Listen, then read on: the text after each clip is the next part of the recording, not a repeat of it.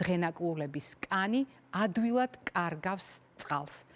დღენაკლულების კანი ძალიან ადვილად შეიძლება გამოშრეს. დღენაკლულები შეიძლება დაიბადონ გამომშრალი კანით. ეს იმას ნიშნავს, რომ ასეთ შემთხვევაში ბუნებრივი კვება არა მარტო საკვები ნივთიერებებით, ენერგიის მატარებელი საკვები ნივთიერებებით არის გასათვალისწინებელი, არამედ იმ ჯადოსნური სითხითაც, რომელსაც წყალი ჰქვია და რომელიც თხევად პროდუქტებში ცხადია გარკვეულ რაოდენობას იკავებს, მათ შორის დედის რძეშიც. მოდით კიდევ ერთხელ ჩამოვთვლი. უმწიფარი ნაწლავი და ბიომრავალფეროვნების ნაკლებობა. უმწიფარი ნაწლავი და კავიტამინის წარმოქმნის ხარვეზი. მნიშვნელოვანი დანაკარგი კანიდან წყლის და წყლის ნაკლებობის რისკები, რომელიც შეიძლება ჰქონდეთ დღენაკლულ ახალშობილებს.